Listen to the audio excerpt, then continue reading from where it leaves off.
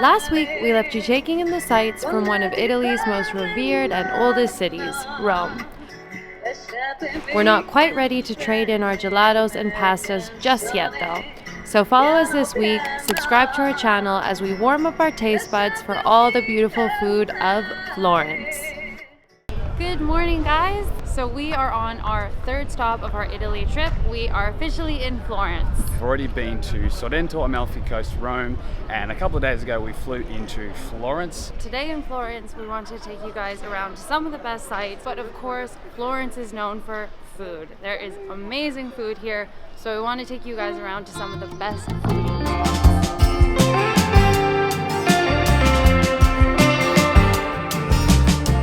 Our first stop of the day is Mercato Centrale, which is a 19th century market stall, and it's 2 floors. The bottom floor is full of stalls where you can buy fruit, fish, meat, eggs, oil, wine, whatever you want. The upper level is a food court, a dining food court that has an outside area and an inside area. And here you can take all the food that you buy on the first floor up to the second, or you can buy something refreshing on the second floor and eat it out there. But this place is amazing. There is so much fresh food and veggies and everything here. If you're on a budget and you're a backpacker and you don't want to buy from the supermarkets, come to Mercato Centrale and you will find basically everything you need forever. It goes on and on, trying to say, well, that's just how I want that. We're getting our first taste test. We're just at this little pasta joint and the guy told us to wait a minute and we'll get to try some ravioli. Some fresh, just off the pan ravioli. So excited! Oh my god. Look at all the sauces. Pesto, tomato. Okay. Okay. This is for taste.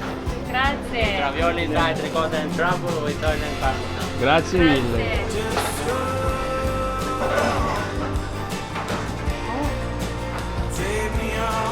Mine's stuck. Ready?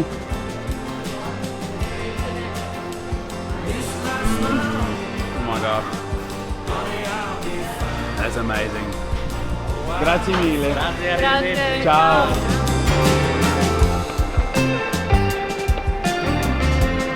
Right now, we're in the upstairs part. So like Chris said, if you're looking for somewhere a bit cheaper to eat in Florence, I reckon this is the spot. Veggies and vegans out there. There is one shop on the second floor of the Mercato Centrale called Veg and Veg. They've got a whole selection of vegetarian and vegan burgers that you can choose from. There's avocado on toast. And I left my heart behind. Is that what you want me to say? I think I need a miracle inside. Darkness now, black out all the light. Then only then it feel right. So we fell asleep. For an hour. We had a little bit of a siesta for an hour after we brought back some fruit and veg from the market because we had some stuff that needed to be refrigerated, and then we passed out lying on top of the couch. But it's okay because you're in Europe, so you're allowed to have a siesta. On top of each other. So we have to go wake ourselves up with a little bit of a cafe.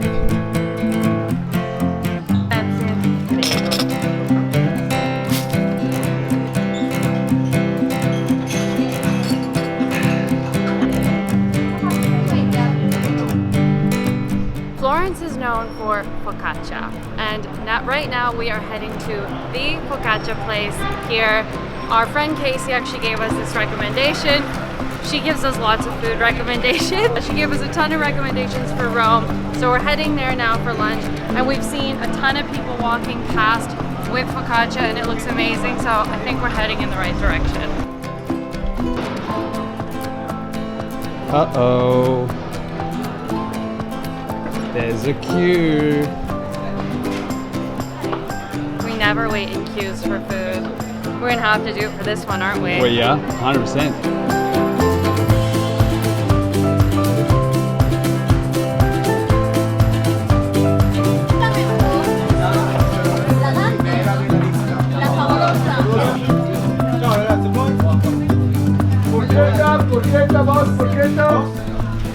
Olive oil And you know about salad? Yeah. Oh well, we do a very good job now. Look, yes, it's my favorite one. Salmon.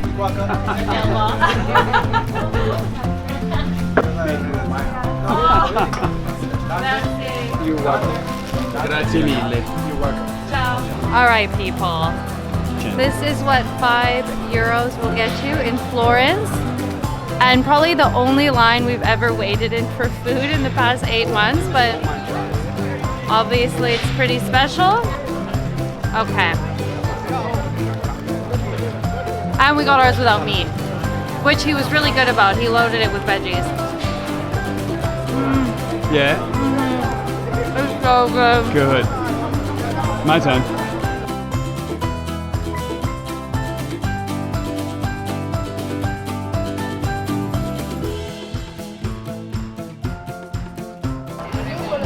Lost my focaccia. So Atlantico opened in 1991, so for 28 years, the same age as Laura and I, these guys have been making focaccias and paninis for the people of Florence.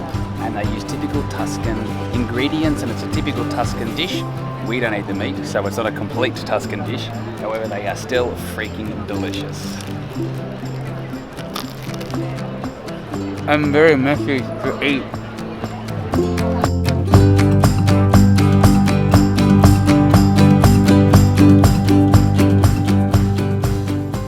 All right, we've had too much to eat. Time to go do some sightseeing.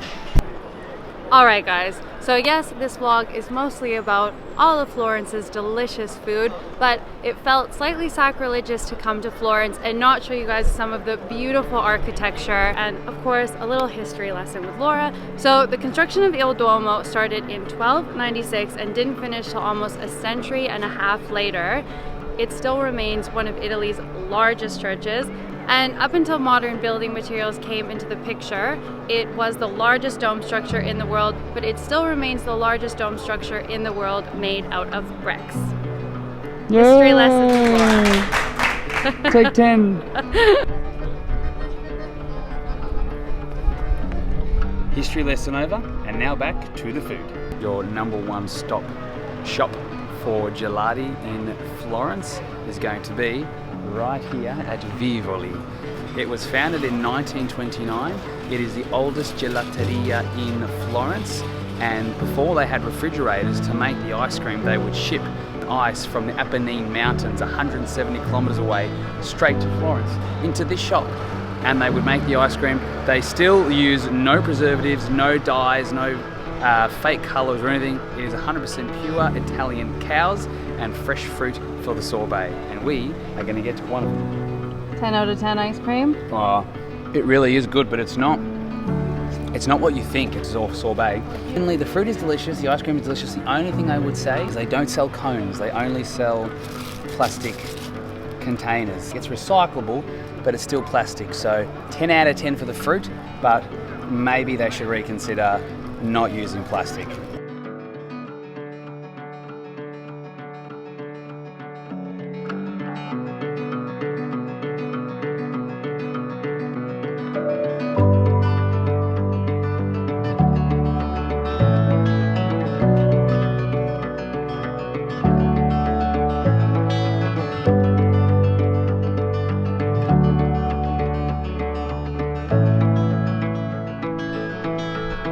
Oh my lord, super scary. Chris almost lost the drone. You try to fly the drone and it just lost connection all of a sudden. And the funny thing is it's right above my head and I can't do anything with the screen. I can't land it, I can't see where it is. So I gotta push like the return to home button and hope to God that it lands where it took off, but oh, it makes me nervous. Alrighty, so Laura left me a couple of hours ago. She was pretty tired. We've been walking around the whole day.